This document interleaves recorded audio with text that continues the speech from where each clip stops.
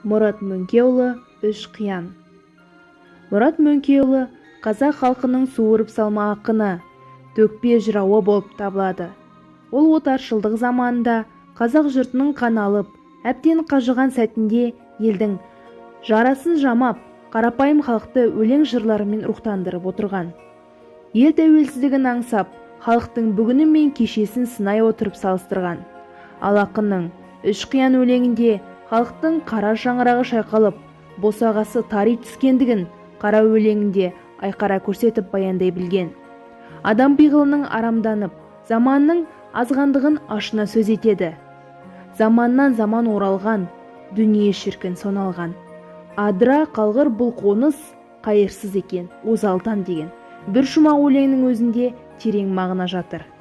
Сол кезеңдегі адамдардың өзгеруі, бірін-бірін сыйламағандығы, тіпті көре алмаушылығы анық байқалады. Ал осы өлең арқылы заманға қандай келбет ашылған, біз оны байқай аламыз ба? Мұрат Мөңкеұлы өзінің ақындық дарыны мен заманға қарап түйген ойы арқылы осы өлеңде бізге қоғам өмірін, қазақ тағдырын ашып көрсеткен. Ең алдымен ата-баба қанын төгіп қорғап, қол салғызбай, мәпелеп келе жатқан жерді тартып алуын, еділді тартып алғаны, етекке қолды салғаны, жайықты тартып алғаны, жағаға қолды салғаны деп ашына айтқан сөзінен заманға шындығын байқаймыз. Сол кездің өзінде орыстардың қазақ халқы амалсыздан орыстан бодан болып, бас бостандығынан айырылғаны жүрекке ауыр тиеді. Ал осы өлең арқылы Мұрат замана шындығын қалай жеткізген?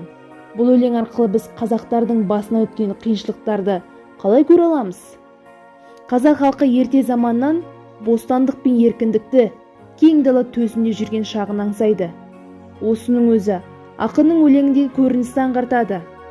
Бұндай ащы шындықты жырлайтын толғау арқылы қазақ өмірін, тіпті ішерге ас, киерге киім таппай қиналған адам өмірін көре аламыз. Бастан өткерген қиындығы көп ауыртпалық көргені, өз үйінде шалқып жүре алмағандығы да байқалады. Менің пайымдауым бойынша, ақын болашақ ұрпақтың өмірі үшін алаңдаған, солар үшін уайым кешіп, оларға ешкім қиянат істемесе деп күңірене толғанады. Ашу суға тойдырып, шашын мұртын қойдырып, ғасырдан ғасырға жалғасып келе жатқан ата-баба мұрасын бұзылар ма деп қорыққан. Бұның өзі ата-бабамыз қиын жағдайда өмір сүрсе де, келешектің қамын ойлауы олардың данакөйлігін, көрегенділігін танытады. Құдайға шүкір, қазір біз бейбіт өмір кешудеміз. Тәуелсіздік жолында қан төгіп, жанын берген азаматтарымыздың аңсаған азаттығында біз жетіп отырмыз. Әрине, бұл осы кісілердің арқасы деп білемін. Қорыта келе, Мұрат Мөңкеұлы өз толғауы арқылы замана шындығы мен қулығын танытып, сол кезеңдегі қазақ халқының құрып кетпей, қаншама қиындықтарға төзе білгені үлкен ерлік деп есептеймін. Ақын сол арқылы бізді табандылыққа тәрбиелей отырып, еркіндіктің қадірін бағаласын деп дәріптегендей. Көзімнің қарасы, көңілімнің санасы,